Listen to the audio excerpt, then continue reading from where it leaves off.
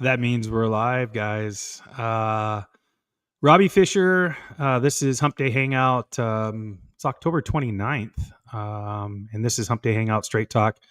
Typically, it's me and Danny DeGrice, but Danny is flying from somewhere or going somewhere. I think it's an IFF peer support thing, and he wasn't available, so I have full mic duties, and I can't feel bad or be upset with him because I do this to him every once in a while, and I'm not on the show. But our last show was in July. We had Chris Muscle on, and we talked about generational gaps. So if you missed our show and generational gaps and some of the challenges interest you, you can go right into onto fire and engineering and check out the show, Straight Talk, or you can go on to the YouTubes and find the show recorded. So today I've got some good friends coming on to talk about work-life balance, and I'm gonna kind of change that up a little bit. Not necessarily change up the topic, but I was punched in the face by my kid, not literally, but we were talking yesterday, and so I'm going to kind of give it a little twist on that, which impressed me what he had to say. But we're talking about work-life balance. We're talking about life at home. And my guests today, I'm going to read their bios and they introduce them here. JD and Danielle DuCharme. Let's see.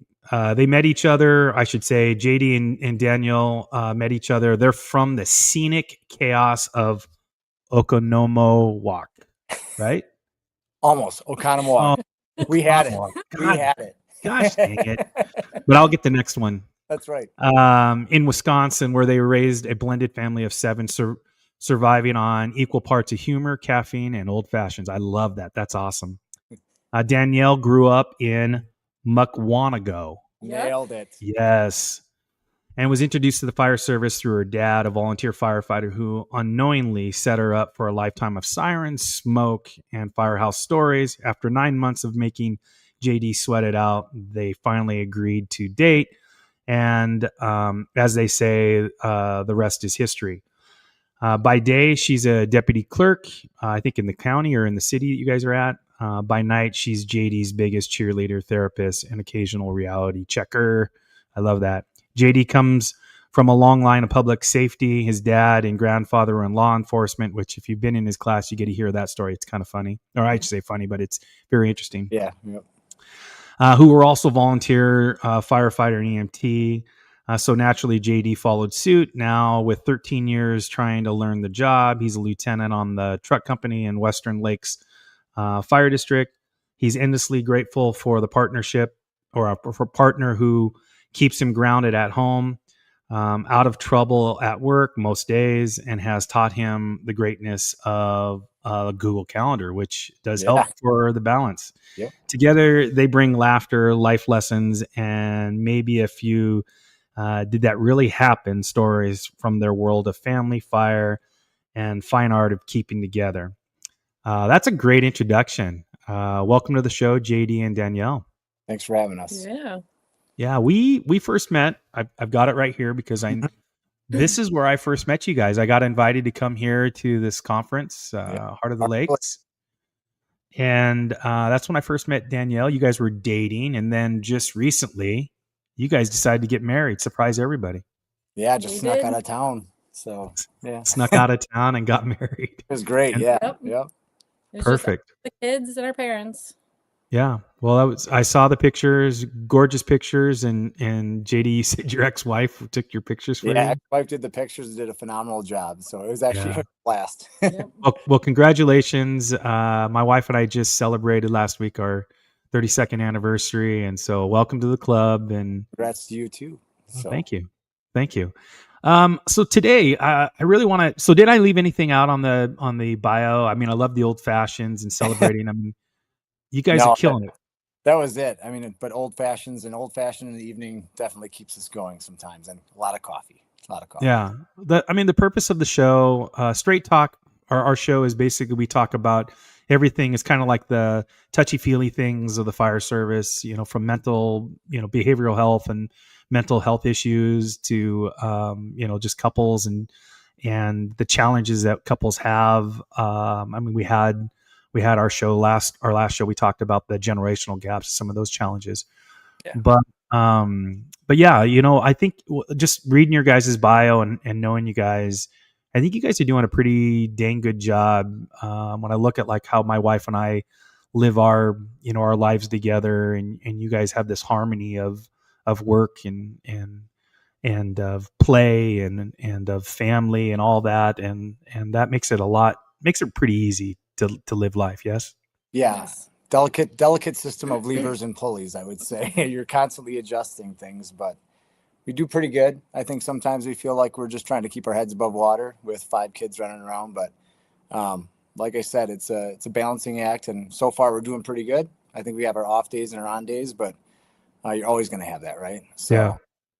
Yeah, I mean, I grew up in the '70s, and I had 3 brothers, so there was four kids in the house and parents, and came from a Roman Catholic family, and so 4 was considered decent sized family back in the '70s.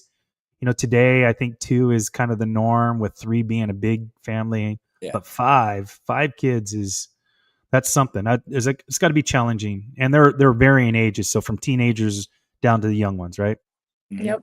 Yep. So they're 15. Right now we have 2 15-year-olds, but our oldest will be 16 in December.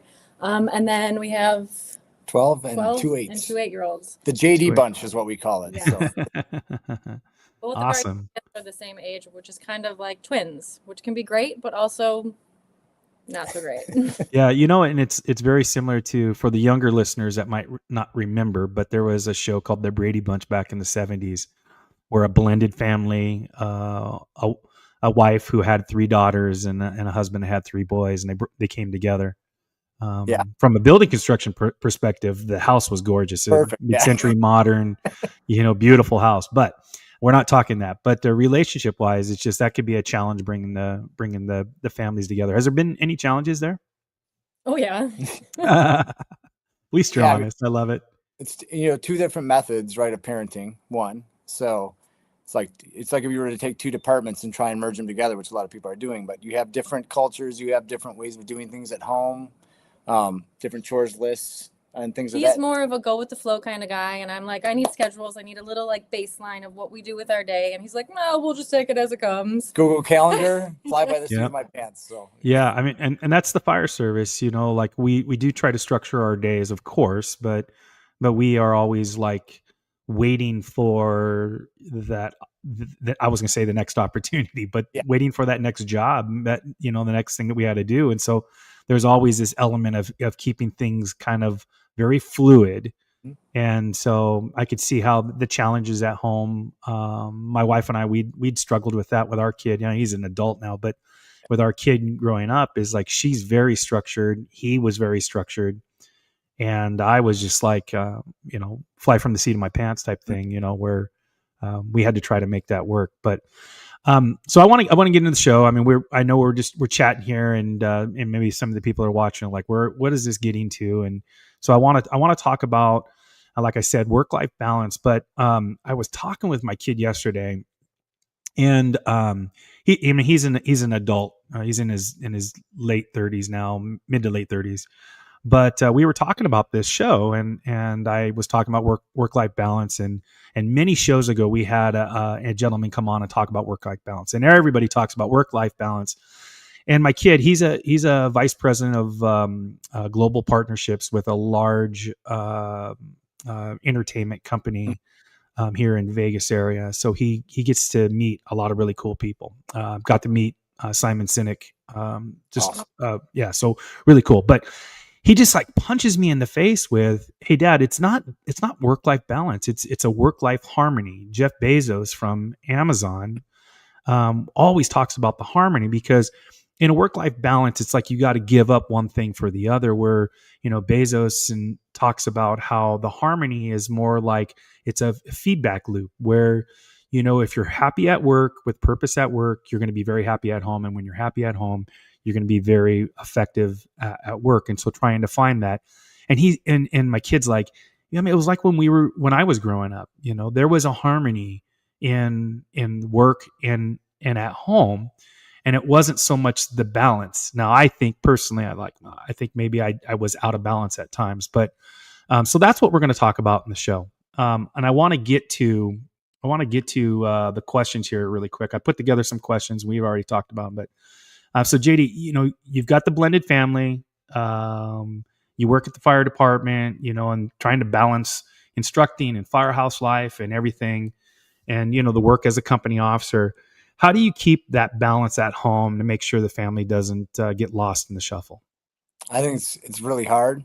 It's something I've been working on, and I think I'll probably continue to work on throughout the rest of my career. And I'm sure you know exactly what that's like. But relating it to a harmony, it's kind of knowing where your goalpost has to be for the day. Some days you're going to not sleep at night and come home and maybe not be your 100% self or your best self that day because you're tired.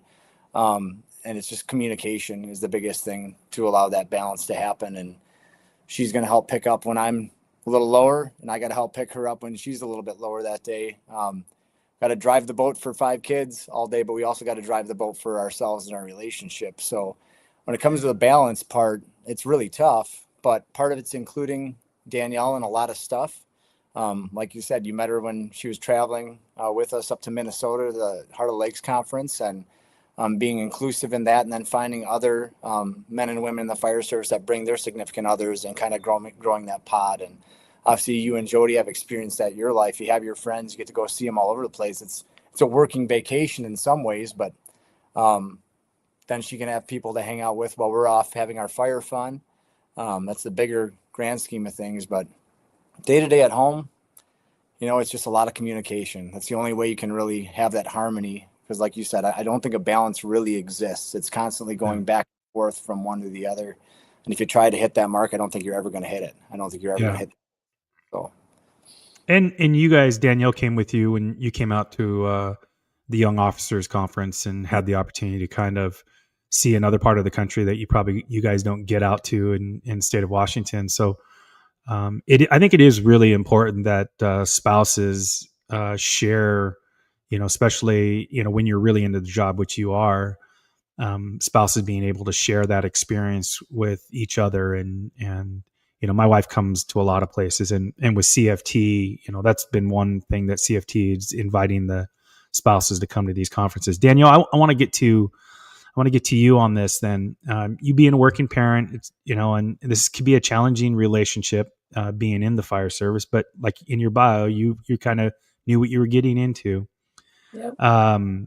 He's gone 56 or more hours of the week, not just with work, but with instructing. What are some of the obstacles you see with JD when he comes from home from a long shift? It would probably just be the transition. I mean, he needs that time to get back into home life mode. During the summer when the kids are home, he is the crabbiest because he doesn't have that. He goes straight from work to parenting. He has no time for himself. So I've learned that he needs that time to get his mind right, to decompress, whatever that looks like for him. It could be chilling, it could be going to the gym, it could be just leave me be. And it's not rude, leave me be. It's let me just get back here. Yeah. That was kind of an obstacle in a way, because at first it kind of comes off a little harsh, but he doesn't that way. Yeah, I think it's like jumping into a cold pool, right? Yeah, you coming home to the kids, which are like being at work with a bunch of the company. Yeah, and you're just like, hey, I'm just jumping in, and you'll get used to it. And as a spouse, you're always home with the kids or on a more regular, schedule. You are kind of like, that's your norm. Danielle, that's your norm. So it's like you've been in the pool, and the temperature of the pool isn't big. For him, it's a shock to get into the pool initially. Right. And like he was saying, it's all about communication. So if he comes home and I always ask, how was shift? Tell me, did you sleep? Where are you at? Because I need to kind of judge what's the capacity you have for today. It's really good about communicating with me where he's at. So I just don't want her to have to guess, because that's not going to benefit anybody if you're just silent and having her guess where you're at for the day. But communicating right away, just kind of it was a really long night. I want to go hit the gym first, get that out of the way, and then I feel like I can get to my day. And like she said, summers are just difficult because we get off shift at 6 or 7 o'clock, come home, and then you got 5 kids sitting there waiting for dad's attention, which is great. And they're wanting some action. It's the greatest blessing on earth by far. But you're also like, I just need 20 minutes to drink some coffee, relax for a second, and maybe go get a workout quick, and then I'll be ready to be dad number one. But that was a big learning curve for us because she hadn't experienced that. She had a very regular schedule, and then it was just a whole new world for a little while. But we worked through it. Like I said, communication and just making sure we know what our needs are and where we're at each day. So yeah, I think a lot of the couples books that you read, and my wife and I were out, and she's with another group, Fire Wife Life group, that does a lot of the stuff for spouses and talks about some of these challenges, and having been in some of these coupled retreats with them, the conversation piece surrounds a lot about that, the transition, coming back. And I just was listening to a podcast about, I can't remember what show it was on, MCTI, I think. But basically, they're talking with a military psychologist, and they're talking about their reintegrating back into normal life, what we would say is normal life. And when you're a first responder or a military person, your normal life is different than a standard person. And so sometimes what we see and do is considered normal, but when we come into the normal life, if you will, it's a challenge. And so that transition is so key. And the fact that you guys are doing that or recognize it and have done it is good. Now, on that, do you guys, is the conversation open to anything? I mean, Danielle, do you want to hear the blood, guts, and gore of the job? Yeah. Yeah. Doesn't bother me. I'm not great about sharing it. He's not. I come home and not talk about anything from work. But that's been a thing. It's more important to say some of that to her so she understands some of it. But the bigger part of it is we all think we're great communicators. And that's the reality check where she's like, no, you're not. The initial, like, you're not communicating enough. We got to figure this out. That was the big piece of it. And then I started telling her more where sometimes you feel like you're just talking about work when you get home. Yeah. But that's part of the decompression there too. So yeah, it's an element. I mean, my wife, my wife is interested by, a lot of that stuff. She's not as interested if I go on like a 2-alarm commercial fire. She's like, oh, okay. What'd you guys do? Go to the roof? And we did, and so, okay, well, what else did you guys do this shift? I'm like, that's the call we want to talk about. Off the top. What else do we need to do? Yeah, but I think that's a good skill to have for younger couples, is being able to recognize, and what are the boundaries of the conversation. I mean, I can imagine some people don't want to hear some of the stuff, but I would think that it's important that you have at least some conversation so that some of that can come off, your shoulders as a firefighter.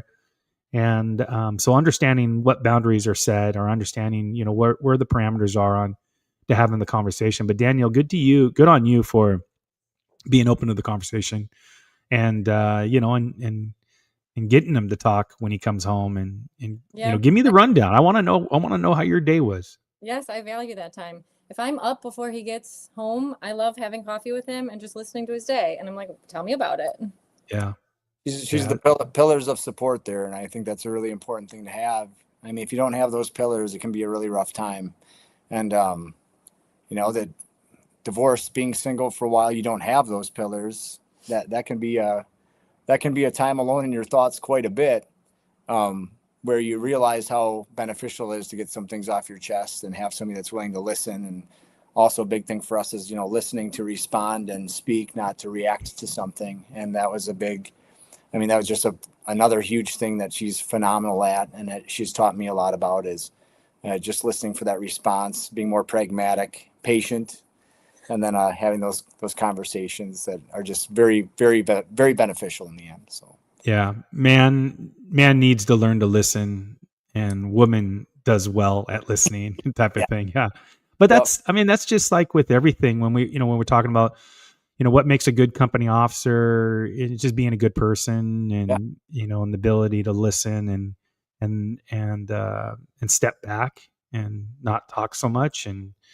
that's, I mean, that's the key at home too. I mean, just in relationships is not taking one side, or I shouldn't say not taking one side, but not being so one-sided and just, hear me out type thing, but being able to step back and listen to somebody, to actually listen to what they're saying and get into the conversation of what's going on in their life. Yeah, and on that company officer side, she's also an extreme ally with our crew. To see the relationship she's built with some of my crew's wives, their families, she checks in on them.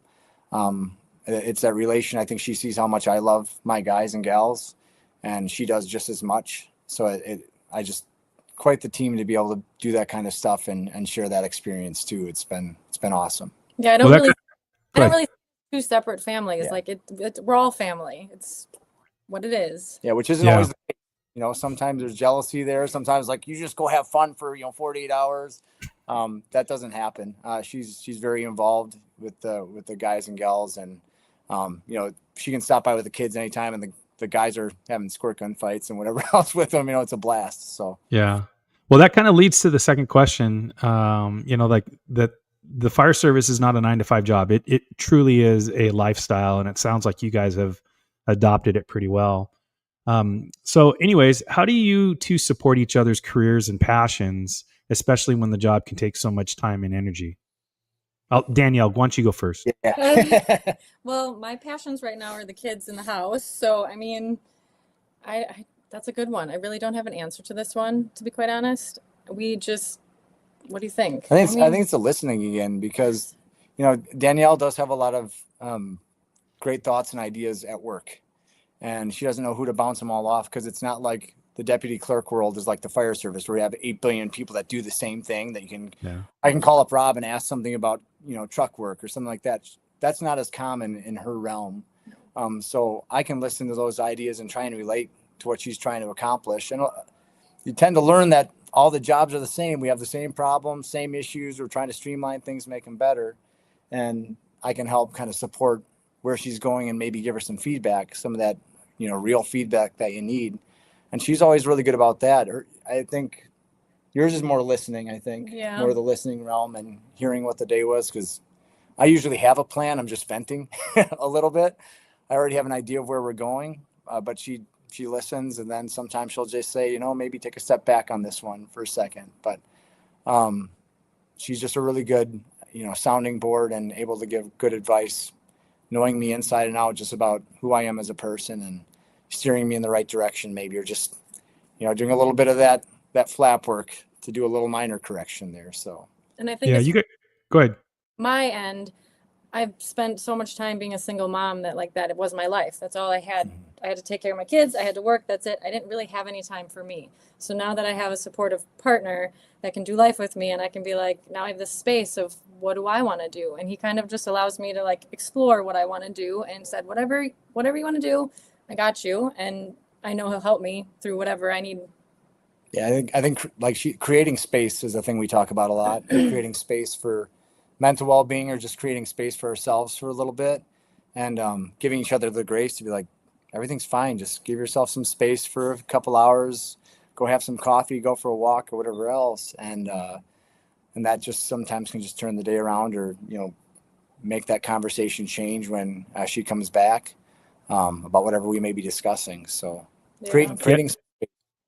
Yeah, you guys are very fortunate to have your lives have come together, and so you guys it sounds like you guys are doing a great job in supporting one another. I want to kind of dig a little bit deeper on the passions, because I know, JD, I know you've got a lot of passion for instructing and, getting out and sharing your information and knowledge of the fire service and, the safety culture and all this stuff. But Danielle, how, that his passion takes him away from the family at times, away from work. And how do you support him on that? I mean, we kind of talked a little bit about it. You might go to a conferences here and there with him, but tell us a little bit about how you help him with that.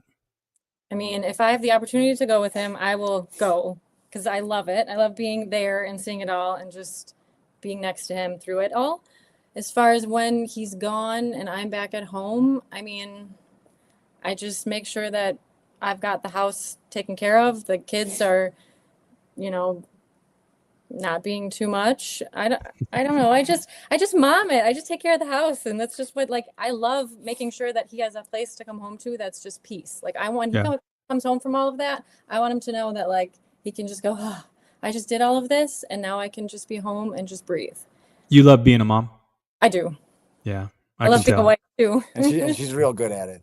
Yeah. Real good at it. I talked to you a little bit about this a few weeks ago, but we had Jay Bonhamfield up here, which is just another tremendous man. Just, I don't know what you guys do in Good kid. He's a good kid. I mean, Pacific Northwest, I don't know how you grow them up there, but I mean, good firemen, but good men. They're just good men. And we were talking about the fact that you call your wife and you're like, how's the day going? It's a disaster.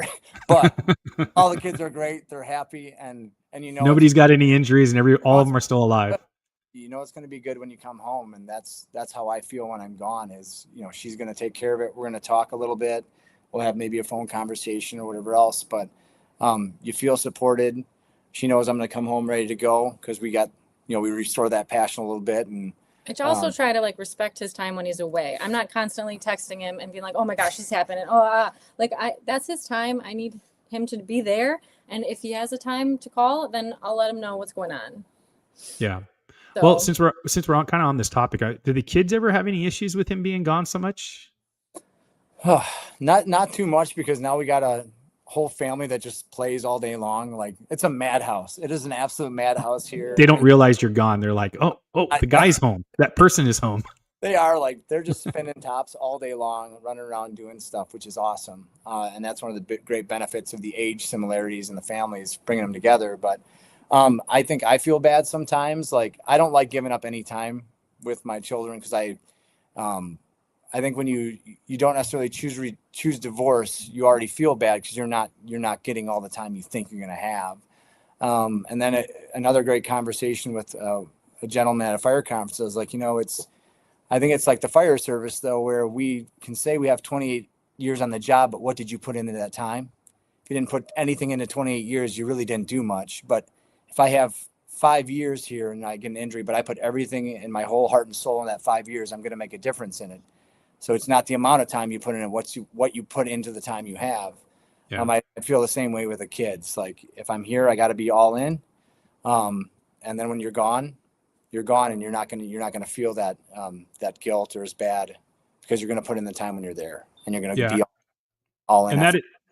And that is a challenge. I mean, as I was looking up the work-life harmony with Bezos and Dana White with the UFC group and everything. I mean, they talk about how they want to, you know, they want to make sure that their employees recognize how important family is. And Dana White, in one of his interviews, talked about how he will suspend somebody, you know, like work without pay for not going to a family event or not putting forth the effort for the family if he finds out that's what you're doing. And so, but it is a challenge. I mean, it really is difficult. I think back to my, you know, my early days as a company officer, and the kid was young, and, you know, we weren't necessarily talking about these things, but I felt bad at times, and I realized, like, I made a poor choice. Mm-hmm. But now, I mean, we talk about it more, and we can see them more, and see the problem, how evident the problem could be. And I think back, and I'm like, if it wasn't for me taking some challenges, some opportunities, then, you know, I may not be where I'm at today, and being able to be on a podcast or, you know, teaching some of my classes. But at what expense does that come to, you know? Yeah. And talking with none of us are very good at it, I guess. I don't want to. Yeah. I think I know I was not as good at that in previous time. I was like, I'll be gone. I'm on shift. I didn't even try to get off, you know. Yeah. And I realize it's a lot more important. So, yeah, my kid, we did Firewife Life did a thing on, you know, wanting to interview the kids and kind of from their perspective. And I asked him, and again, he's an adult, so I said, "Hey, will you fill this out for your mom?" And yeah, he fills it out, and we're looking over the answers. And I mean, like, they're asking about, like, what was the impact that me being in the fire service, and And his perspective on it was, dad was always there, and I'm like, no, I wasn't. But it didn't really have the impact that I realized that probably had. But every kid's different, every family's different, and being able to recognize that and seeing that if there is somewhat of an impact at home with the kids, because they might be wired differently, and they might, maybe one of the daughters needs dad home more often, and being able to see that and react to that and make adjustments, as you can. Yeah, that's a good point too. Like, I would relate that to my childhood with my dad, who was a cop, worked 2 or 3 jobs usually to make ends meet. And, he wasn't home all that much. He worked third shift as a cop by choice. He loved working third shift because that's when the action happened. Yeah. That's where he came from, right? But he would come home, go to bed, wake up, go to the next job. And then I'd see him for maybe 2 hours before he went to his normal job. And so he wasn't really home that much, but I never felt that way, so I never felt like, oh, he was never around. I thought I had a great childhood. I thought I had a great father. He taught me a lot about working hard to support your family and kind of that old school mentality. But he also, when he was with us, he spent that time with us and did a phenomenal job. So I can highly relate to that statement. Yeah. And again, generational changes and what's motivating a certain generation. I mean, we have devices now, and we can have a make-believe world that me as an ex-gen, the make-believe world was going out and and digging holes in ground, and riding your bike, or pretending you were Joe Namath or somebody playing quarterback in the street, trying not to get hit by cars. Yeah. But the generations change, and it's not like we have to be able to go, well, they need to toughen up and just accept it for what it is. Is like, as us as adults and as parents, we need to recognize that our kids might need more of something. And that's what love is all about, and taking care of our kids and making the adjustment, be it that you want to or not. You've got to make some adjustment. Yep, absolutely. Danielle, let's go back to your childhood with your dad. Was your grandfather in the volunteers as well? Nope, just my dad. Just your dad. But what was that like with him? What was his normal job? He's a photo editor. A photo editor. Yeah. Cool. Okay. For Kohl's, doing like advertisements and stuff. Okay. Yeah, I know Kohl's.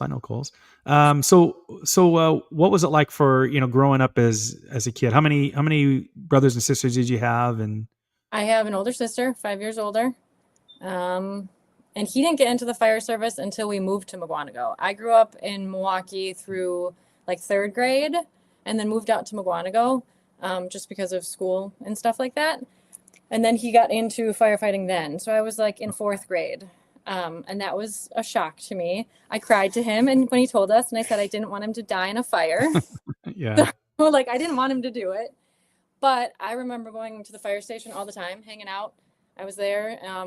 It was fun. He loved it. I loved seeing that it made him like happy. It was what he wanted to do. I think his passion was there. So I knew of the firehouse. So when I got involved with Jer, it was just like, oh, here we are again. And her dad's first statement, so you really think you're ready to be with a fireman? Oh, here we go. Yeah. So you have pretty fond memories as a kid with your dad being, a volunteer. Yeah. Yeah. I mean, that's like with my experience with my kid and a lot of the guys and gals that are on the job when I was around and their kids growing up. It's like, you can kind of see that, which is part of the reason why a lot of kids follow in the footsteps of their dads and moms who are in public safety of some sort, is that they just see the family aspect of the fire service has to offer. And everybody wants to be a part of, it's part of that tribal thing. He's like, you want your tribe, you want to be a part of a tribe. And so, yeah, I wasn't raised, my dad was a truck driver. And so I wasn't raised in the fire service, but I can only imagine how bad or how more of a hellion I would be, if I was raised in this environment before finding out about it, when I was a little bit older as a kid. Yeah. I think that's I think that's an element that's missing a little bit now too. I think it's a lot more difficult to be immersed in the fire service with your kids now growing up if you're not in the volunteer service, in the professional side or whatever, because you're not having the kids being able to ride in the fire trucks for parades and little things like that that I don't think people pay attention to, but I think it makes a big difference. Like including Yeah. your having those little bonus childhood experiences. Like my dad's a fireman, I get to ride on the fire truck for the holiday parade or something like that. I think those things mattered a lot, and we don't do a good job of keeping those kind of traditions because of liability, legality, whatever it may be. Yeah. But those become core memories after a while, being like, I got to spend my day at the fire station, for this. And it's just something we try to bring back, doing family holidays at our fire station, things like that, because it's super important. I think it's just a really important thing.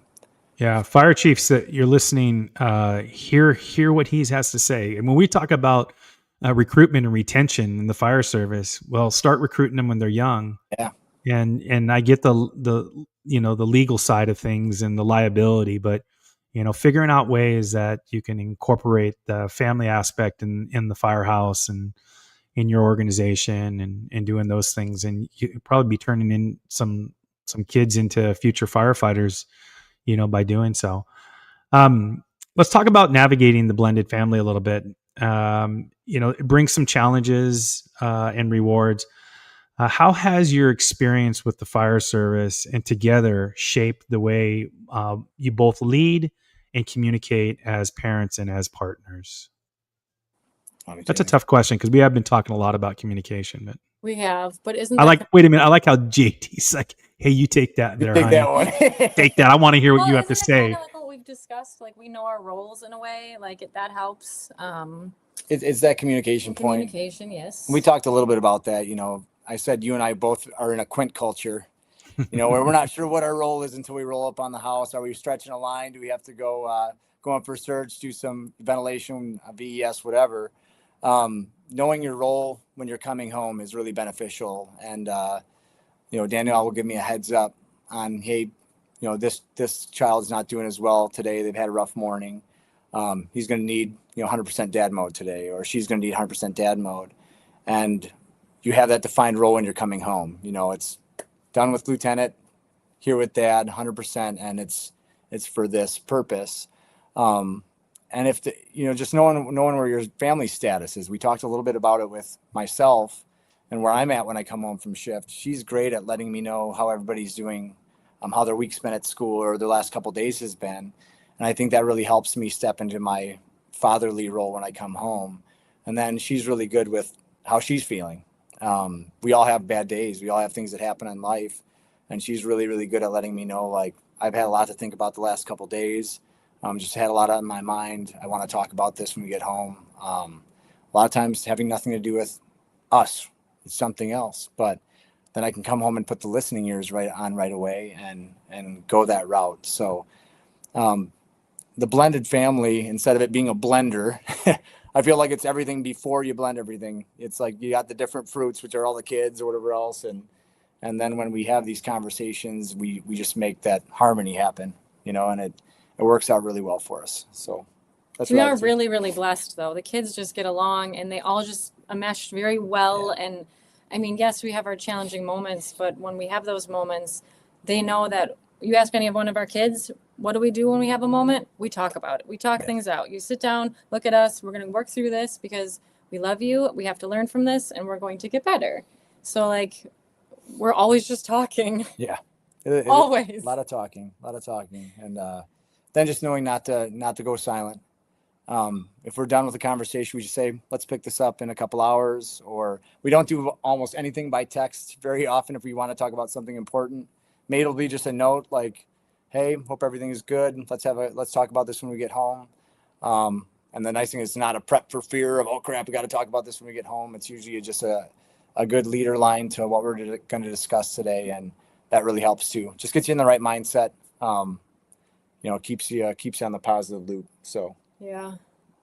I mean, I think your analogy with the quint is perfect, because maybe to soften the term role, because I think some spouses might think like there's so my role is to be the wife, But I get what you're saying, because it's the job. It's like your job changes, and on a Quint or fire-based EMS, you might be going to a fire this time, and so you're obviously not going to always be treating patients, and your role might change or your job might change, and now you're doing primary search, or you're stretching a line, whatever it may be. But being able to recognize the job, the task that needs to be handled, and being able to communicate between the two of you so that you can put together a plan on how you're going to address it. And kids are, that's probably, I mean, you talk, kids are like, they're just,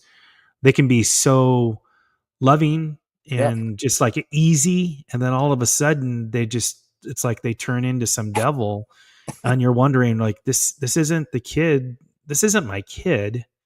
What's going on? And you have to adapt to it, and you got to, guide them back into the parameters of the family unit. Right. Emotions get And real heavy, real quick for them sometimes. Mm-hmm. And especially when they're teenagers, and, and yep. we got a lot of, Yeah. and going along with like the roles and responsibilities thing is like, we're two completely different people in a lot of ways. How we support the kids, how we speak to them sometimes, who's the stern one, who's the fun loving, happy one, like how we approach things. And just like a fire scene, you don't want 5 trucks there. You need a couple engines, right? And you don't want all engines there. So we're kind of coming at, the kids from different angles, because that's what we're good at. That's what our responsibility is. It's not because we've defined it as our family situation of you have to do this, we do. It's because you want that mix. You want those different roles to come together and then make everything better. So I think that's kind of the way we look at it, if you want to put it into a fire sense, Yeah. And good cop, bad cop works really well, not just with the kids, but with, relationships with others, and at the firehouse. But I mean, one of the things that, cause this has come up on like leadership conversations, my driver, Chad, we had a great career together. We always played good cop, bad cop. But one of the problems that I see, and this could be related to parenting too, is if one is always the good cop and one is always the bad cop, then now you've created roles that the kids just, like JD, if you're the bad cop all the time and Danielle's always the good one, then you create where their relationship with you is always dealing with the bad cop. Just like in our world is like, you're going to always look at a nail and hammer as a nail, and that they're going to look at you always as the disciplinarian or the one that's coming down. So you guys switch roles, right? Oh yeah, We do. Yeah. yeah. We switch roles, and we talked about this a lot. Love and grace are two of our big words. Just show the kids you love them, and show them a little grace, which is huge, both as a company officer and even bigger at home. But they're going to make mistakes. Be patient with them. Take the time to realize they just came home from school. They went right to some kind of sports practice, or had to go to their siblings' sports practice for a couple hours. Now they want their time. And realizing that that's just because they want to spend that time with you guys. They want to have that, that embrace with the time they have.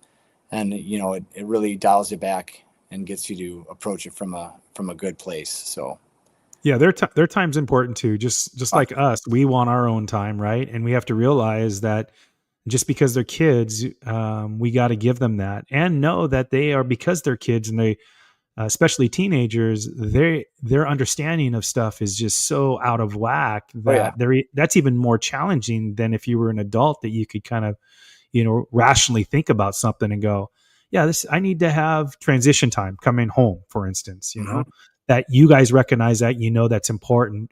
Whereas when you're a teenager, you might not realize those things. And so you're like bouncing off the walls, causing ruckus everywhere you go. Yeah, and they can't escape anything anymore. That's the other thing about teenagers, is they're so connected that if you have a bad day at school, that follows you home, because there's electronic, social media, everything else, that if they had a problem at school, it's going to follow them home, because that's what friends and that's what that group does now. So they can't escape a bad day. Yeah. It's not on their back porch all the time, and that can make things more difficult. And it's not that wasn't our era. If we went home, well, we didn't have to deal with anybody unless we wanted to ride our bike to our friend's house. Now it's right there for them all the time to worry about. So Danielle does a great job of like kind of keeping track of that, and we're not like hovering over their shoulders, monitoring everything they do. But if they're in a bad mood and they're on their phone all the time, and we're like, "What's going on? Can I see that?" Like, Yeah. and you can figure it out pretty easily. But that's another struggle they have to deal with that we didn't. That it takes a little time to understand and work through. So. Yeah, and you guys, I mean, that's parenting, right? Just being able to step in. I mean, and parenting isn't just about discipline, and it's about, again, we've been talking about recognizing things, but stepping in and being the adult and giving them the opportunity to kind of helping them see some of the challenges, when you seem to be depressed or having a rough day, and being on, getting into the doomsday scroll, on Instagram or on Facebook is not going to help your day, and trying to give them the tools so that they can recognize those things. And, it's probably better to go out and go with dad or mom, go down to the pond or something, and let's throw some, let's throw some lines in the water and see if we can catch some fish and just enjoy our time together. Yep, absolutely. All right. We've got about 15, 20 minutes left. And so I've got two more questions for you guys. And then I just want to open up just a general conversation and see what else you guys want to talk about. But Firehouse family and the home family. We talk a lot about the Firehouse family, and we have today already, the bond and the brotherhood. But when it comes to home, there's another family waiting for you. How do you manage those two worlds and make sure that one doesn't pull too much from the other? And I think that's communication again, one, but I think just knowing you have a strong foundation helps manage some of those things. And I mean, I always feel solid with where we are. And I think sometimes serious things come up that are going to pull me away. I had a person on our department that was having a really, really hard time and a very, very bad night. At the same token, we were having a very serious conversation. Yeah. And I just said, this is scaring me a little bit. I got to go. Like, I have to go see how this person's doing. And I think it's because we know how solid we were. She goes, yep, we'll talk about this tomorrow, or we'll talk about it afterwards.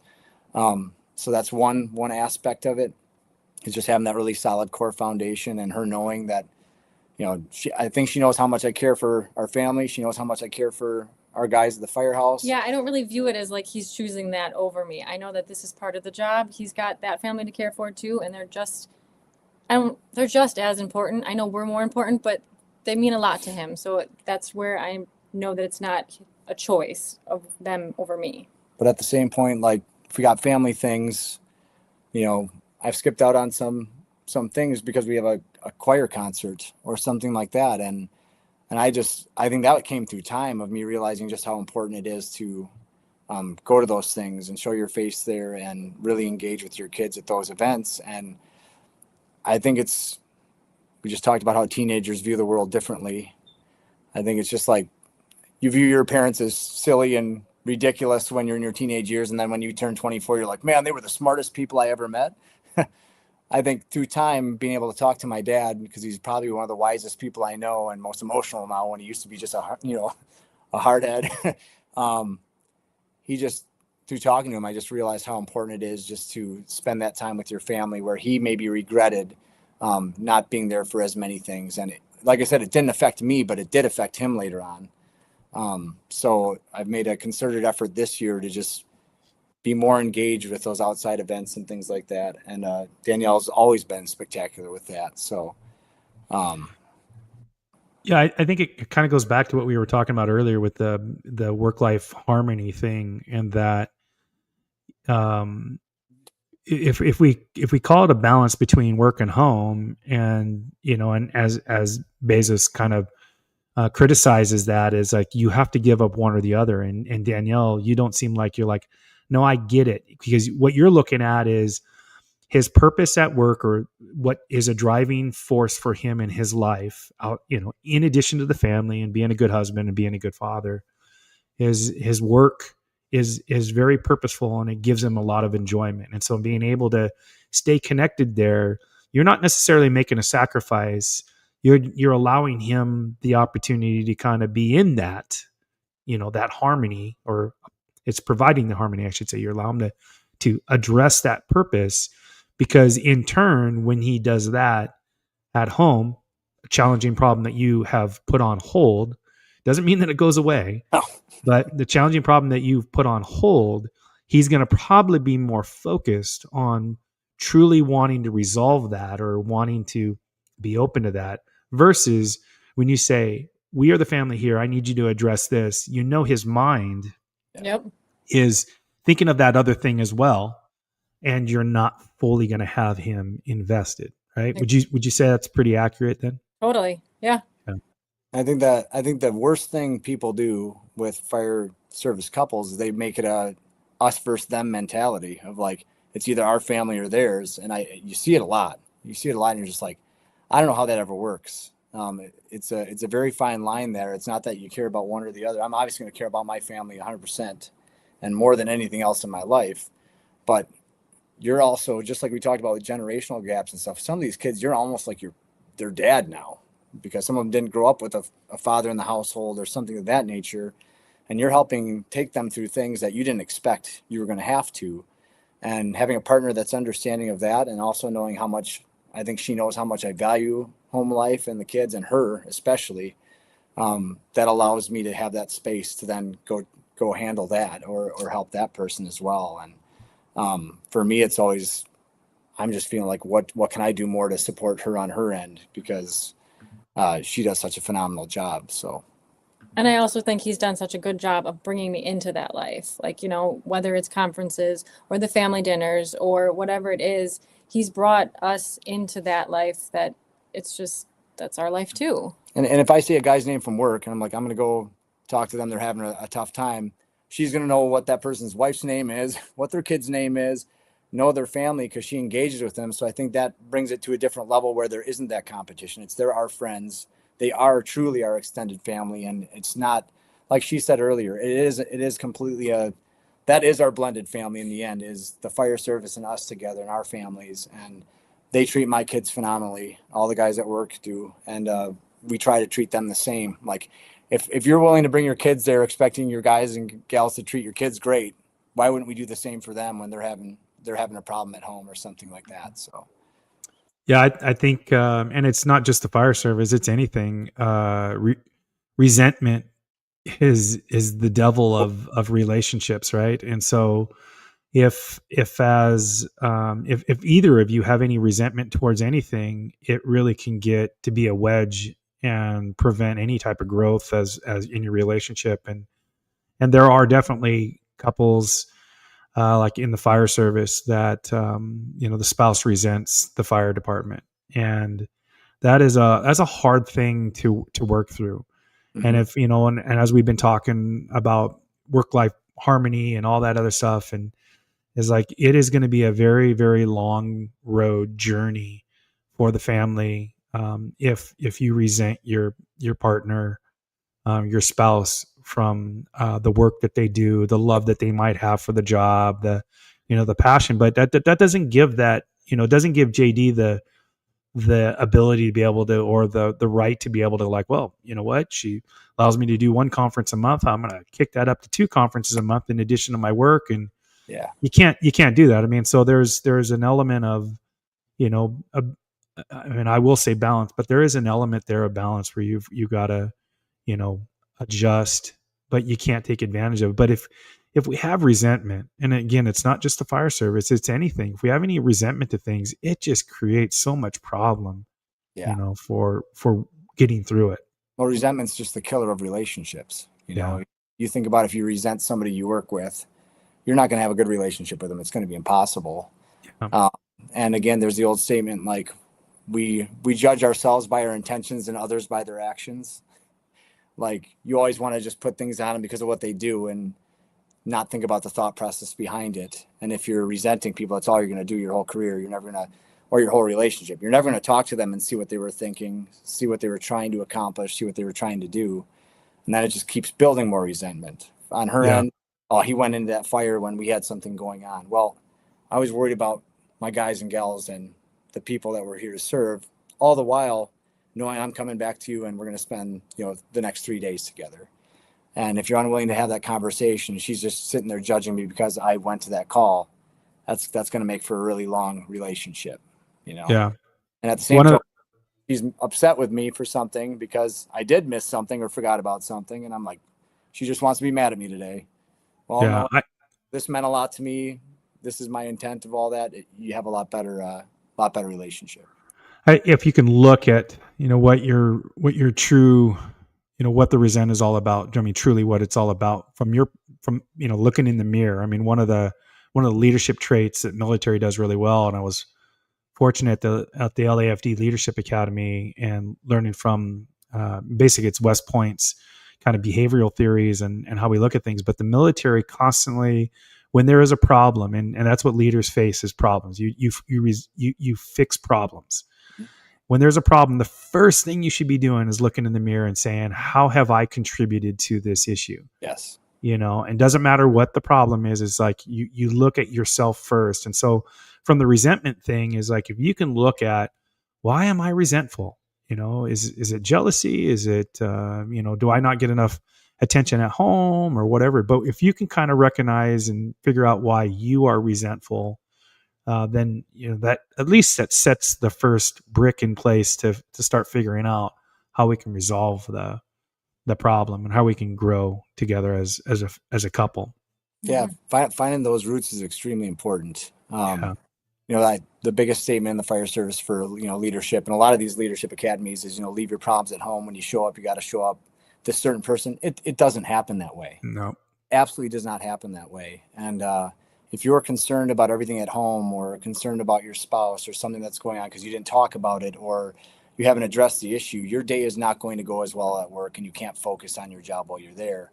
Same if somebody at work is having a tough time and you're not willing to go up and have the conversation with them to see what's going on and really find out, you might get a bad taste in your mouth for nothing, not realizing that they have a sick kid at home that's been going through something for 3 months and you just haven't taken the time to address it with them and see how they're doing.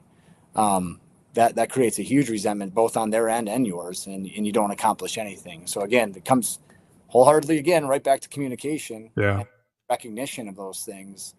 And then that showing that grace, like showing people grace in those things. So my wife and I, we talk about patience and grace. She has, I don't want to say she has little patience. She's gotten better but she used to have very little patience. And so she's way better at patience than she used to be. But I'm always the one that likes to try to extend grace and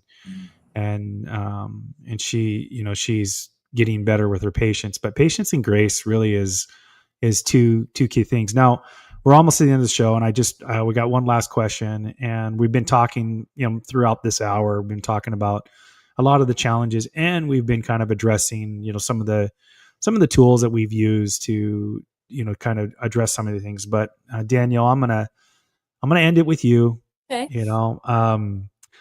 So for all the other couples out there are juggling this kind of like busy life with the fire service and family, the lifestyle of the fire department, the long shifts, the missed holidays, family life, what's worked for you, and what's the one thing you've learned to help keep your relationship strong?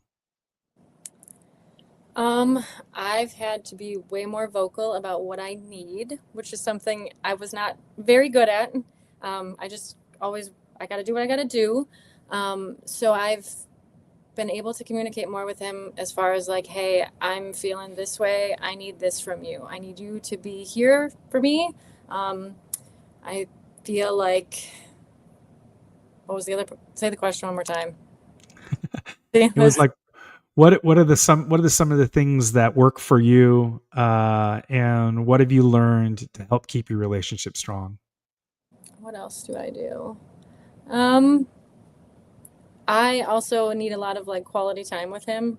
And I've learned that sometimes when he comes home from work, he's got to be dad, and that's okay. I'm still here, but my time with him is in the evening, and we get this really special, precious time when the kids go to bed, and that's my time that I get to sit and cuddle with him or talk to him or whatever I may need.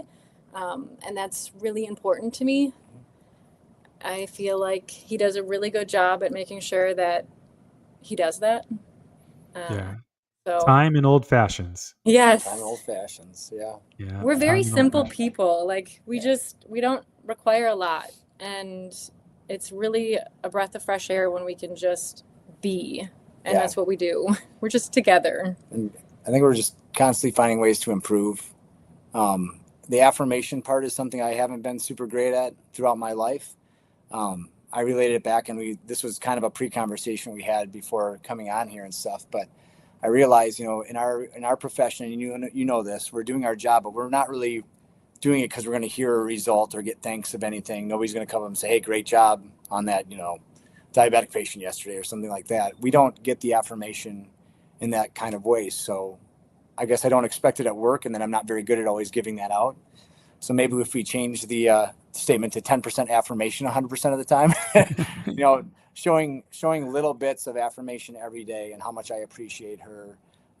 Doesn't have to be this grandiose thing, but just helping shower that a little bit more than I was good at, and I wasn't good at it in the past. I think that goes a long way for her too. But that was something I needed to work on better, and I'm still working on it. But it's just constantly communicating the needs and what direction we're going, our vision for the future, where we see ourselves, and that's up in the woods in Door County in 20 years and living the secluded life away from everybody. No. Well, that's. I want to thank you guys. I mean, those are great. That's great advice. Some great tools for younger couples and I mean, just couples in general that are struggling through. You don't have to be young. You could be, coming together later in life as a couple, and now you're like, well, my husband or my wife works for the fire department, and that is a weird job. They are attached to their job heavily, and that, so you've helped give other couples, some tools and some things that work for you. And I would agree. I mean, a lot of these things, my wife and I have learned over 33 years of being together, almost 34 years being together. And we're still working on it. And it's not, it's a work in progress constantly. We're better than we were 30 years ago. I'll say that. But you guys have done great. I really appreciate you coming on the show. It's good to see you guys. I hope to see you guys again at a conference somewhere. And Danielle, please come, communicate with me that if you plan on coming, so I'll make sure Jody's there and you can kind of get in the whole, the group thing that they're doing. And it would be good to see you guys. So in closing, I just, you guys have any last words before we close this thing up? Not really. Just, for those younger couples, find somebody to talk to if you're having problems with that life. Danielle's been a great person for some of the younger ladies in our department to talk to. Comes at it from a different perspective as maybe another 23-year-old. A little more life experience and maturity. And again, showing that little grace and a little bit different approach. But find those people you rely on, you trust, you know their character, what kind of people they are, and talk to them. So very good. Danielle, anything else or? No, I mean, I'm just going to say we're not perfect. We're building love through the imperfection. Like, it's just a constant, getting better and growing. And we have our challenges. Mm-hmm. We have our hard conversations. And sometimes they last a while, but there's always another day. And then the fresh day and fresh perspective, and you get through it. And they're coming from a good place. So very good. All right. Well, that's the show. I think I'm hoping Danny's going to be back on our next one. I know it's we're the 5th Wednesday of the month when there is a 5th Wednesday, and I think our next one is actually December 31st. So I don't know if we're going to be doing a show or not on December 31st, but that is the show today. This is Straight Talk, a Humpday Hangout. Thank you. Thank you.